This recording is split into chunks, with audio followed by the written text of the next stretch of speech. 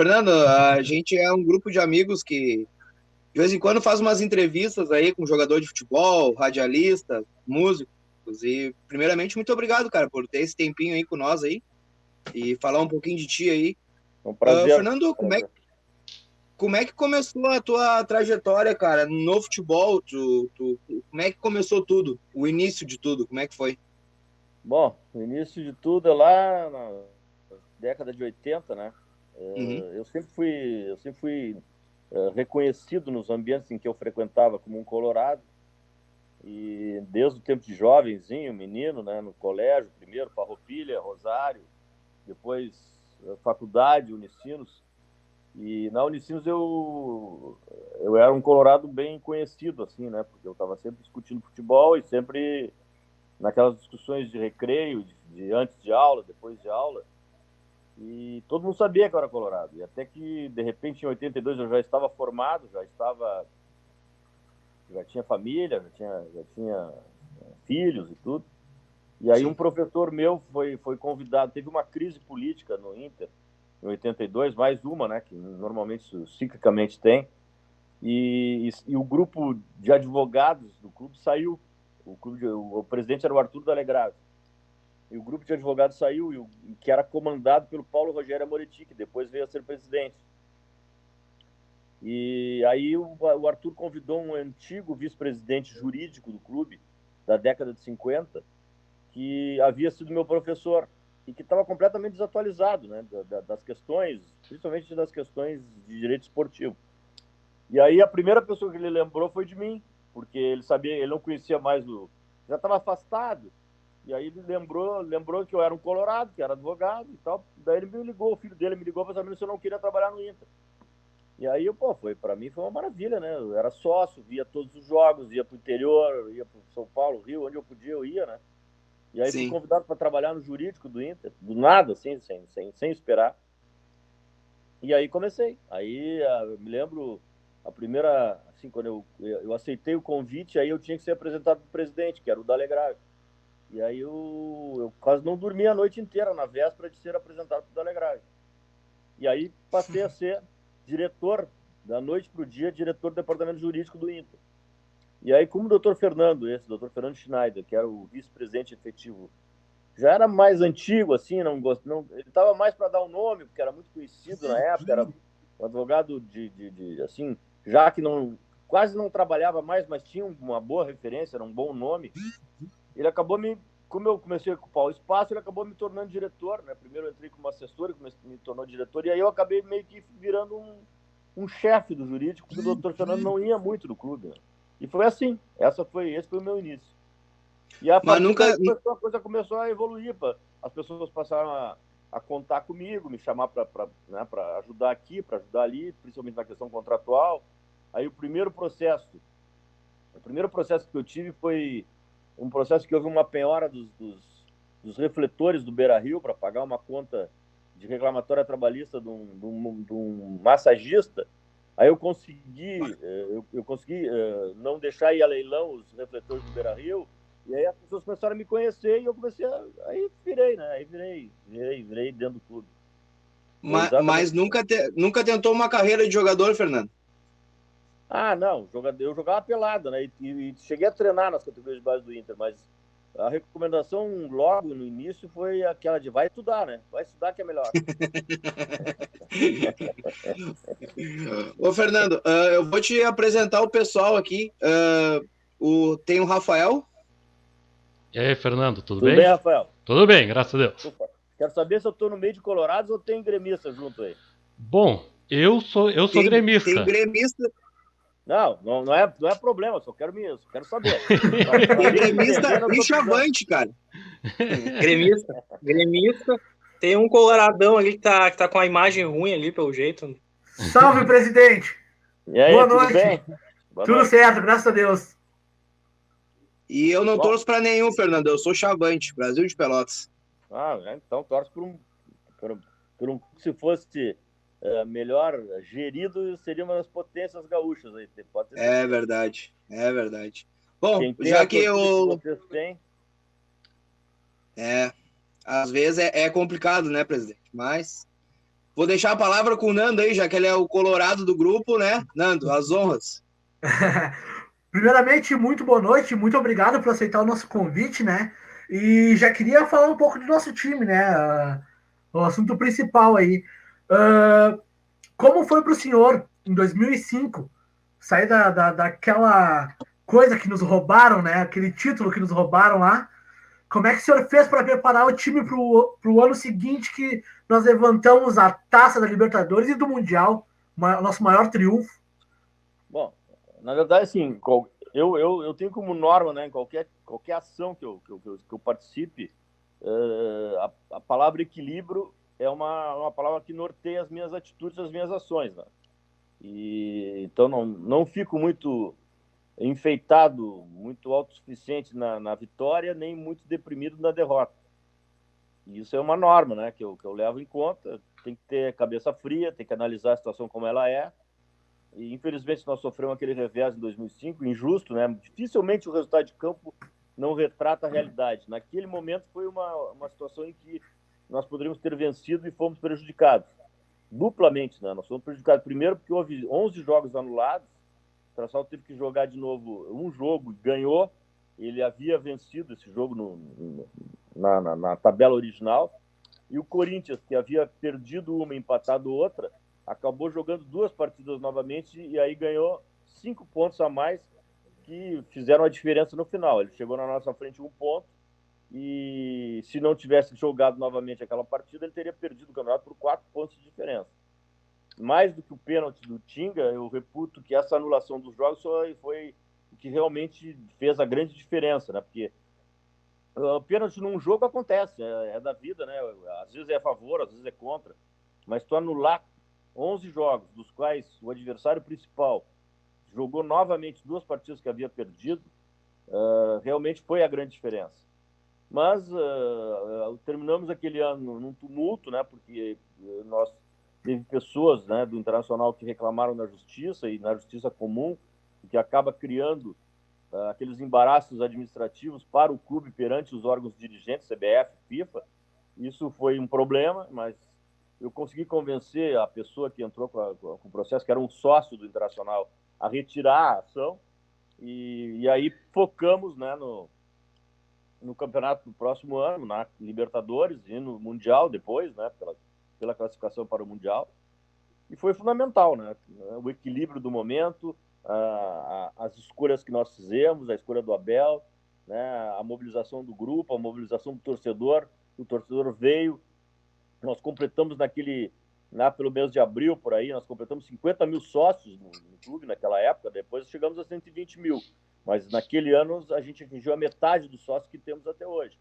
E realmente foi um trabalho muito, muito árduo, muito duro, mas tudo decorreu de uma mobilização que nós fizemos em função de todo aquele episódio que nos levou a perder o campeonato injustamente. A torcida se deu conta disso, a torcida teve a visão clara e adequada de que ela tinha que ajudar, que ela tinha que estar junto, que ela tinha que prestigiar, e foi assim que a gente conseguiu, né, superar os adversários, as barreiras, as dificuldades, com a ajuda do torcedor, que passou a fechar olhos para os momentos ruins, porque a gente sempre tem altos e baixos, mesmo numa campanha vitoriosa, tu não tem uma sequência toda ela positiva.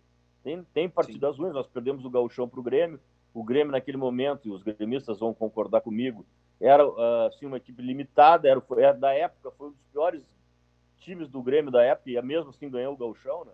E isso certamente poderia ter abatido o nosso time, abatido a nossa torcida, principalmente, mas não, né? Nós conseguimos manter o elan, manter a motivação, manter o foco.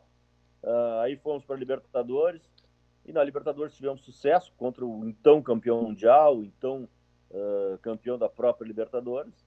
E aí, no final do ano, aquela maravilha, né, de vencer o Barcelona. Michel. Presidente, a gente sabe que uma das principais tarefas do presidente, do diretor de futebol, é conseguir um treinador, seja com um perfil lá escolhido, ou seja o homem que vocês acreditam que vai fazer funcionar.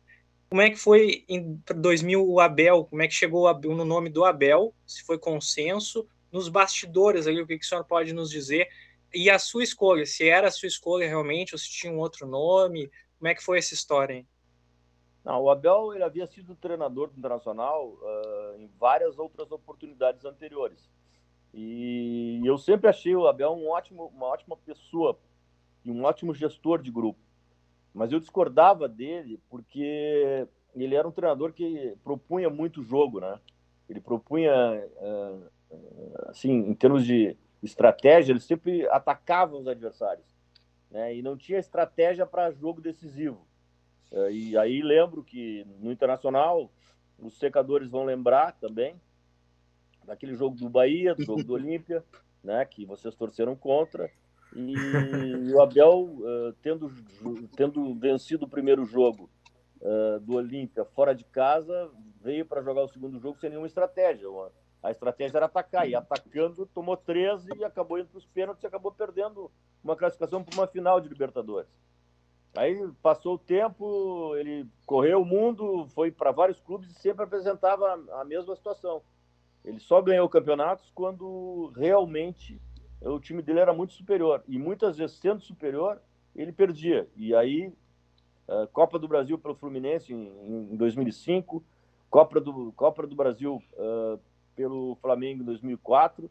Mas mesmo assim, eu notei no Abel, eu acompanhei sempre a carreira dele, depois, né, dele ter saído do Inter, que ele mudou um pouquinho essa ideia de ofensivismo, essa ideia que ele transmitia de vou dentro, vou passar por cima, ele mudou um pouquinho, né? E aí eu achei que era o momento, né? E conversando lá com as pessoas que trabalhavam junto no grupo, ninguém decide sozinho, sempre tem um debate para se chegar num consenso. Nós chegamos à conclusão que com a saída do Muricy, que não queria mais continuar, em 2005 ele não quis mais continuar, que seria o treinador para seguir. Ele acabou indo para São Paulo, né, e não quis renovar o contrato conosco. O perfil adequado, que estava louco para treinar no Internacional, eu havia encontrado com ele na festa de premiação dos melhores do Campeonato Brasileiro. O Internacional teve 4, 5 indicados e eu estava presente em 2005, e aí fui jantar com o Abel. E lá conversamos, eu disse, olha, Abel, eu quero contratar o Muricy, quero manter o Muricy, mas talvez eu não consiga. Né? E se eu não conseguir, eu quero conversar contigo sobre isso. Mas a primeira coisa que eu já vou te dizer é o seguinte, tu é muito faceiro, tu joga atacando demais e eu gosto de time competitivo. Vendo o Mengão, né? O Mengão. Aí, bom, o Muricy, uma semana depois o Muricy avisou que não pretendia nem discutir a sua renovação. Nós não insistimos e aí fomos atrás do Abel. Aí sentamos, em pouco tempo nós acertamos, né? E ele começou o trabalho, né? Começou o trabalho e foi um trabalho muito bem feito.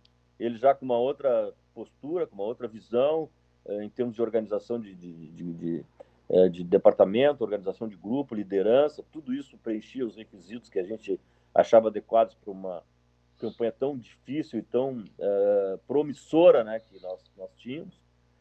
Nós conseguimos chegar naquele ano lá, mantendo 100% do grupo do ano anterior, agregando 2 atletas, que foram o Fabiano Heller e o Fabinho, os outros já estavam no grupo de 2005, que foi o melhor time do ano, né? O nosso time foi o melhor time do ano de 2005, e perdemos na situação já comentada anteriormente.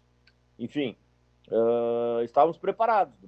Nós tínhamos que, então, né, criar um clima interno e externo, né, para enfrentar uma situação nova, de conviver com uma grande competição. O Internacional há muitos anos queria voltar para a Libertadores e conseguimos, né, através de uma mobilização interna, através de uma mobilização da torcida, né, conseguimos chegar ao título em agosto de 2006 e depois no jogo contra o Barcelona. Rafael. Bom, presidente, então vamos falar um pouco de origens, tá? Assim, eu vim de uma família quase que totalmente colorado, tá? Eu era para ser colorado, mas com o acontecimento que teve em 95, eu era criança, me tornei gremista. Eu queria saber do senhor, se o senhor já nasceu colorado ou se tornou colorado com algum acontecimento do passado. Não, eu nasci colorado. Nasceu colorado mesmo. Nasci colorado. E não tinha chance nenhuma de eu ser qualquer coisa diferente por causa da minha família. Meu pai, meu avô, meus tios sempre foram colorados. Eu vivi num ambiente colorado. O meu tio, inclusive, que me levava aos jogos, numa época que o Grêmio ganhava quase sempre, né? Ele me omitia resultados, né? Me omitia resultados, porque na época eu não tinha acesso à informação como tem hoje, e aí eu não ficava sabendo. Teve uma ocasião que o Grêmio nos ganhou de 5-1 e ele apontou irregularidades nos gols do Grêmio, e o jogo terminou empatado na visão dele. Foi assim que ele me transmitiu aquele resultado, que foi 5-1 na verdade, né? Então, não tinha chance de eu ser diferente. Casualmente, quem me deu a primeira camisa colorada foi um tio gremista, a minha família tem gremistas e colorados, principalmente os tios que não são Carvalho, né? A família Carvalho é colorada, mas os tios do outro lado, da mãe, eram gremistas. E foi assim, aí desde criança eu sempre fui gostei muito de futebol, sempre, né? Sempre fui muito informado em relação ao futebol, comprava revistas que não tinham circulação comum em Porto Alegre, eu comprava por reembolso postal, Gazeta Esportiva Ilustrada, que era uma revista paulista, isso com 8 anos de idade. Eu comprava a Revista do Esporte, que era uma revista carioca, que retratava os clubes do Rio de Janeiro, e aí estava sempre informado, ouvia todos os programas esportivos. O meu primeiro programa na manhã, a minha primeira ação na manhã era ler jornal de trás para frente para ver as notícias do Inter. Tinha 2 jornais, né? Tinha a Última Hora, que virou 0 Hora depois, e Folha Esportiva. À tarde tinha Folha da Tarde e o Correio do Povo. Eram 4 jornais que tinha em Porto Alegre. Aí tinha também o Diário de Notícias. E todos eles, meu pai assinava, e eu os lia, né, na parte esportiva, sempre muito atualizado. E era daqueles assim, por exemplo, quando estavam os adultos conversando, muitas vezes eles me chamavam para a roda para mim esclarecer dúvidas, né? Quem é o ponta direita do Flamengo? Quem é o atacante do Corinthians? Quem é o treinador? Eu sabia sempre tudo, né? Sabia sempre tudo daquela época, mesmo jovem. E essa é uma característica que eu preservei. Até hoje eu procuro me inteirar de tudo, procuro estar sempre ao par. Até trabalho nisso hoje. Hoje eu sou um profissional do futebol e tem que estar sempre atualizado. Hoje, com muito mais recursos de informação, estou sempre atualizado, sempre procurando me informar sobre o esporte que eu gosto. Show. Legal. Presidente, como é que o senhor está vendo essa volta do gauchão? O que o senhor está achando disso tudo? Não, eu acho que eu confesso que essa questão que nós estamos vivendo da pandemia é uma questão muito polêmica pela dúvida que todos nós temos, e a dúvida que não é só nossa, de leigos, é a dúvida também dos especialistas, né, em medicina, especialistas especialistas sanitários dessas questões do Covid, e a gente não tem uma direção, nós não temos uma linha, as informações são precárias, né? Mas Sim. com o tempo deu para se perceber que, primeiro, a maioria da população vai ter isso, né? Grande parte vai ter esse vírus, vai passar por isso. 85 a 90% vai passar assintomaticamente, não vão sofrer, né? Então, aquela dúvida inicial, aquele receio inicial que se tinha sobre a possibilidade ou não do esporte coletivo se realizar, ela se dissipa na medida em que os jovens, que são os atletas, que têm anticorpos, que têm uma saúde sistematicamente sendo aferida e avaliada,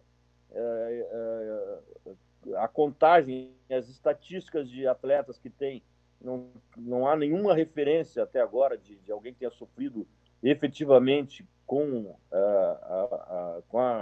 a obtenção do vírus, né? Então, diante de todos esses últimos argumentos, essas amostragens, essas pesquisas até informáticas que são feitas, eu acho que algumas atividades podem ser retomadas, né? E uma das atividades que pode ser retomada é o futebol, né? Eu não vejo, aparentemente não tem um risco maior, né? Então, com as cautelas que estamos tendo, principalmente para as pessoas que servem de apoio aos atletas, né? Eu acho que é possível fazer como estamos fazendo. Na Europa já estão jogando há mais tempo. O Brasil, no Rio, começou, e não há caso nenhum, né, que tenha causado problema. E eu vejo que é necessário, até porque a população está encerrada em casa, né, a maioria, e tem que ter entretenimento, o futebol move... Uma distração, né, presidente? Exatamente, o futebol move os corações, move as emoções, move as paixões das pessoas, isso é um fator de alento, é um fator que faz com que todo mundo, né, pense para frente e pare de pensar negativamente, como grande parte da população está pensando no momento que fica isolado, em quarentena, sem um futuro próximo já definido. Então, por esse prisma, eu acho que volta em boa hora. Questiono, inclusive, a própria ação do nosso prefeito aqui de Porto Alegre, que obstaculizou os jogos no Beira-Rio e na Arena, porque acho que outras coisas estão sendo permitidas, né, com mais risco, com pessoas que não estão tão apropriadamente cuidadas como os atletas, e eu acho que até em favor dessa tese de que o povo precisa de entretenimento, precisa de distração, estando em casa, muitos sem trabalhar, muitos sofrendo pressões financeiras, pressões emocionais, pressão familiar, né, que isso viria em boa hora. Então, eu acho que o prefeito não agiu corretamente, respeitando, claro, né, as posições que ele vem defendendo, mas acho que não tem uma lógica essa decisão, até porque outras coisas que ele liberou, né, apresentam participantes desse processo que correm mais risco que os atletas. Michel. Presidente, essa aí foi uma pergunta de um colorado, amigo meu. 2015, a gente sabe que o senhor participou da gestão apenas no final, lá em 2016, no rebaixamento. Entrou na parte final. A pergunta que ele fez é a seguinte: a sua opinião do que aconteceu para o Inter sair de 2015 de uma semifinal da Libertadores com o Tigres, ali em alto nível, ali até de certa forma, e para sair para aquela queda ali tão rápida? O que na sua visão, a gente sabe que na prática participar mesmo da gestão, o senhor participou só no final, mas como torcedor, como entendedor de futebol, o que o senhor acha que aconteceu? Na verdade, assim, eu acho que eu sempre costumo responsabilizar os dirigentes, né? Eu acho que os responsáveis são sempre os dirigentes. Eu que estive 2 meses e meio, 3 naquele momento, sou responsável pela minha cota, né? Então eu tenho responsabilidade, não fujo disso. Tive ações ali que talvez não fossem as melhores, não fossem as mais adequadas.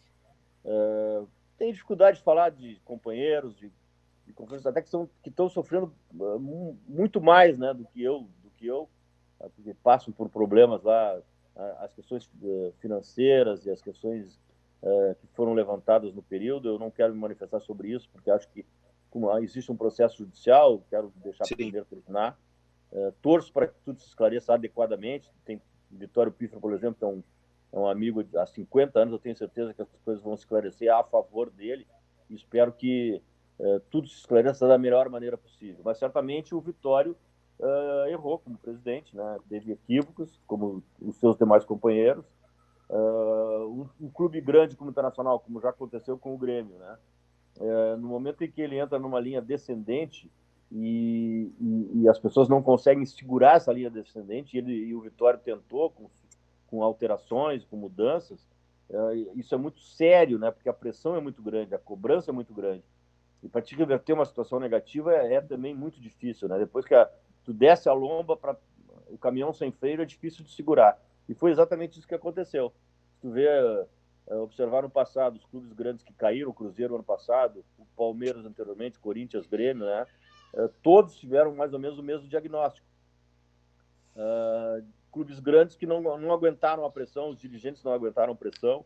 O Internacional mudou aí no momento em que, em 2015, se desfez de vários jogadores que davam sustentação. O próprio D'Alessandro não ficou em 2016, né? Outros, Arangues, Nilmar, foram transacionados, e talvez esse grande número de jogadores de qualidade que saiu tenha prejudicado, e houve uma ideia errada, né, de atuações no Gauchão, principalmente, onde o Internacional foi campeão, mas com uma ideia errada, né, da efetiva qualidade do grupo, da efetiva possibilidade de desempenho adequado naquele campeonato. De fora é difícil falar, né? Analiso dessa forma, de uma forma simples, até para não avançar muito, né, para não estar trazendo novamente um assunto já que tanto trauma causou a nós, colorados, trazer a baila de novo, que de uma forma gerar uma nova discussão, um novo trauma que nesse momento não vem ao caso. Rafael. Bom, agora eu queria perguntar uma curiosidade mais que eu tenho sobre o Fernandão mesmo, sabe? É um jogador que eu respeito muito, assim, que, nossa, o cara era além do futebol, né? Então, que gostaria de saber quem foi o responsável por apresentar o Fernandão ao Fernando. Bom, a história do Fernandão é uma história já era bem antiga, não foi uma história assim, se eu tivesse que simplesmente dizer quem me apresentou, foi o empresário Wagner Cruz, né? Mas não foi só o Wagner Cruz que teve participação. Quando eu fui diretor das categorias de base do Inter em 95, 96, eu fazia parte do grupo de juniores do Inter, 2 atletas que depois acabaram jogando, um deles é protagonista nacional hoje, que é o Odair, né? Os 2 jogavam no Júnior do Inter e foram convocados para a seleção brasileira. E naquela época, aqui no Rio Grande do Sul, todos nós gostávamos muito, cultuávamos muito um atacante grande, o atacante de área, o cabeceador, né? Como era o Jardel. O Jardel era um modelo para todos nós aqui, o Jardel que jogava no Grêmio. E eu, na categoria de base, queria implementar um futebol que eu acredito que é o futebol de competição, o futebol de bola aérea, quando a coisa está dura, alça a bola na área que vai ter gente para cabecear. E eu sempre comentava isso com as pessoas, eu sempre tive muito boa relação com a maioria dos grupos que eu trabalhei. E o Odair e o João Gabriel, que era o goleiro, né, da equipe júnior, foi o goleiro campeão da Copa São Paulo de 98, logo a seguir. O Odair também foi campeão da Copa São Paulo. E quando eles voltaram de uma seleção, que por sinal tinha também o Gabiru, tinha o Alex Cabeção, que jogou no Palmeiras depois, no Curitiba, o Edu Schmidt, que jogou no Inter também no meu tempo, em 2007, 2008, eles chegaram dessa seleção e o Odair me pediu para falar comigo, e aí conversamos, tem um centroavante lá na seleção conosco, que é bem o que o senhor gosta e tal, o Fernandão. E aí naquela época, lá em 96, eu procurei saber a situação do Fernandão e logo vi que era muito difícil de nós comprarmos, porque o Internacional não tinha recursos, né? E o Fernandão já era uma estrela do Goiás, ele já fazia parte do time que jogava o Aloysio, né? Embora jogasse na seleção de base, ele já estava jogando no time principal. E jogava o Alex Dias na direita, jogava o Araújo na esquerda, Fernandão, Aloysio, era um time de muita qualidade, né? E ele era um jogador de destaque. Logo foi vendido para o exterior, foi vendido para o Olympique de Marseille, e eu continuei acompanhando. E aí, passou o tempo, eu me tornei presidente do clube, e sempre precisando de um jogador com essa característica. Até que, de repente, isso é até uma estratégia que eu usei também no caso do Alessandro, esse tipo de brincadeira que eu fiz com esse empresário. O empresário do Marabá, que era um jogador que vinha que nós havíamos adquirido junto ao Goiás, o empresário do Marabá, chamado Wagner Cruz, me procurou e queria me oferecer um jogador lá, um outro jogador além do Marabá, né? E aí eu conheci o atleta e disse, o jogador não joga nada, né? Depois do Marabá, tu me ofereceu 4, 5 cabeças de bagre. Me traz um jogador bom, eu quero um jogador bom, chega de trazer bagulho, né? Eu gostava dessa época aí, Feijão, aí, Jefferson Feijão, era legal, era melhor. Aí chega de bagulho, aí traz o Marabá jogou com o Fernandão, ele deve ter o telefone do Fernandão. O Fernandão tá jogando na França, foi emprestado pelo Olympique, pro Toulouse, ele não tá jogando, entra, sai, eu quero trazer o Fernandão, eu vou te dar essa tarefa, traz o Fernandão. Bom, passou uma semana, ele me localizou o Fernandão, botou o Fernandão no telefone comigo, o Fernandão já estava sendo negociado com o Flamengo. Aí eu marquei com ele de encontrar em Goiânia. Aí marcamos uma viagem para Goiânia e eu pedi para ele não acertar com o Flamengo. Antes de falar comigo, tu não acerta com o Flamengo. Aí fomos para Goiânia, ficamos 5 horas conversando num restaurante do Chitãozinho e Chororó, que tem em Goiânia, espeto de prata, novilho de prata, coisa assim. E aí, falando aqui, falando ali, terminou a conversa, o Fernandão... Bom, pode deixar que eu tenho que ir no Rio para falar com o Flamengo, mas eu não vou acertar com eles, está acertado com o senhor e tal, e acertado. Foi assim. Nossa. Foi exatamente assim. Fechou. Ô, presidente, O senhor agora falou do Odair, né? O Odair estava naquele fatídico acidente lá do Brasil de Aham. Pelotas. E depois Sim. do acidente, ele veio. O senhor que deu uma oportunidade para ele, né, nas categorias de base. Eu queria perguntar uma coisa pro senhor. O senhor acha que ele foi injustiçado agora no Inter pela final da Copa do Brasil? Bom, o Odair, aconteceu com o Odair o seguinte, o Odair que é uma pessoa maravilhosa, né? Uma pessoa fora de série, e sempre foi um batalhador, e sempre com muita dificuldade. Eu lembro que quando nós jogamos lá em Belém, na época do Remo, lá, ele jogou no Remo, né? Quando a gente quase caiu, ele esteve conosco no hotel, e sempre era um ex-atleta colorado que vivia o clube, né? Sempre teve uma relação muito forte com o clube e comigo, porque fui diretor dele, e sempre, como eu disse, eu travo relações com as pessoas com quem eu trabalho. E o Odair teve esse acidente e me procurou logo depois, que ele ficou inutilizado praticamente, ou que não teve mais condições de permanecer jogando. Sim. Assim, tipo, não tendo mais o que comer, né? Ele tinha 2 filhos ou 3 e não tinha o que comer. E me procurou, assim, de uma maneira de dar pena. Ele mesmo falou, eu estou falando isso porque ele comentou, senão eu não teria falado. Ele falou várias vezes mesmo, da maneira que ele chegou. E aí eu disse, olha, Daí, fica tranquilo, tá resolvido o teu problema. Eu não sei onde é que eu vou te colocar, mas tá resolvido, vai para casa, fala com a tua mulher, tá resolvido. Volta amanhã aqui que tu tá empregado. Foi assim que eu fiz. E ele voltou e eu consegui colocar ele nas categorias de base. E ele foi trabalhar no setor de olheiros, de aprimoramento, ganhando um salário menor do que de atleta, mas o suficiente para ele minimamente se manter, né? Se manter. E ele, como é muito competente, ele ocupou o espaço. Imediatamente ele passou a ocupar o espaço. E foi se destacando e foi subindo. De repente, o Odair, já não por minha iniciativa, porque eu não mais estava no clube, ele passou a ser auxiliar técnico do time principal. O Dunga, acho que foi o Dunga que, quando foi contratado pelo Inter, o levou, porque eu já o conhecia, haviam sido colegas. Ele foi também chamado em determinado momento para fazer parte de uma comissão técnica das categorias de base da seleção, também com muito destaque, um treinador que tem muito conhecimento, né? Um profissional que estuda muito. E voltando aí, chegando na tua pergunta, eu confesso que na época eu me manifestei, né? Eu não teria contratado o Odair para treinador do Inter, tendo em vista a dificuldade do momento, né? Nós estávamos ali terminando uma trajetória na segunda divisão, ele havia sido interino na segunda divisão, em substituição ao Guto, e eu achei que era muito pesado para ele, recém-iniciando e ainda não tendo um grande clube, né, como profissional. Ele não havia treinado em nenhum grande clube, aliás, não tinha feito estágio em nenhum clube, nem médio, e eu não teria contratado o Odair. E fui o primeiro a dizer para ele isso, né?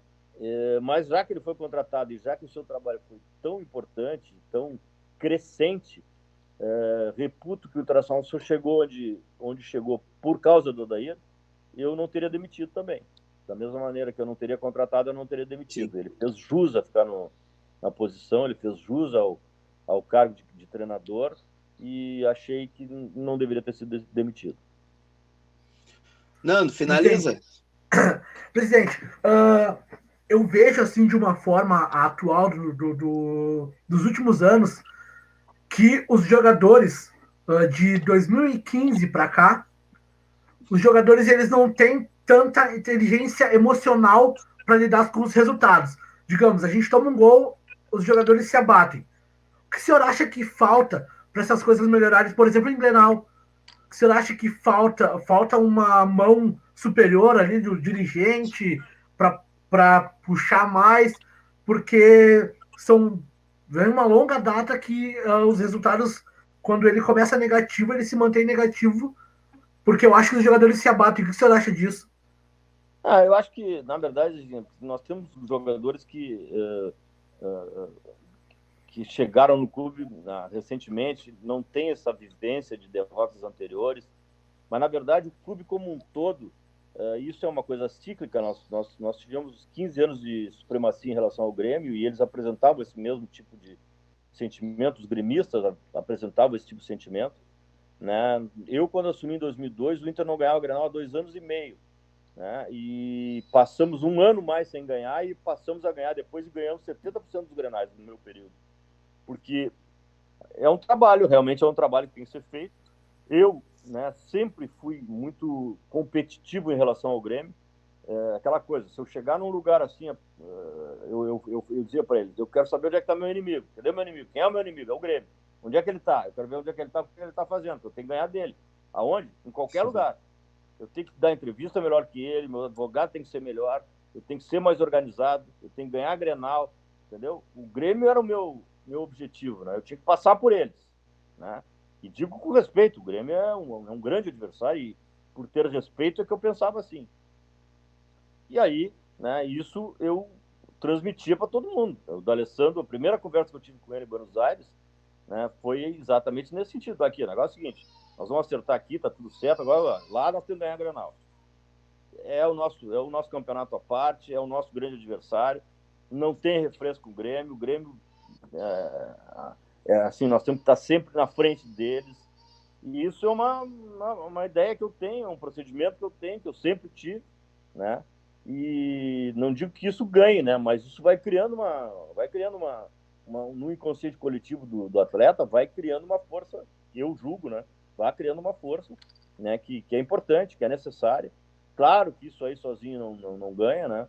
Tu tem que ter estrutura, tu tem que ter planejamento, tu tem que ter uma sequência lógica, né, de ações administrativas que dão ao atleta a condição de enfrentamento, né? Tanto na questão técnica como na questão psicológica. E aquela frase, né, que é uma frase antiga do Ferran Soriano, que é um espanhol que trabalhou muitos anos no Barcelona, a bola não entra por acaso. E para ela entrar corretamente, sem ser por acaso, tem um trabalho paralelo que diz respeito à tua atividade fora do campo, aos treinamentos, aos profissionais, a conscientização, a mobilização, né, a cobrança, a referência no vestiário, tem que ter referência forte no vestiário. São coisas que eu acho essenciais para que as vitórias aconteçam, e aí esse tipo de sentimento, esse tipo de sensação de parecer que o jogador não sabe enfrentar a situação negativa, ele acaba sendo superado por todo esse contexto. Muito bem. Perfeito. Presidente, muito obrigado por esse tempo aí que o senhor deu pra gente aí. Sucesso, tudo de bom pro senhor. E sorte no gauchão aí, né? Isso aí. Obrigado, um abraço a vocês. Prazer em estar em contato.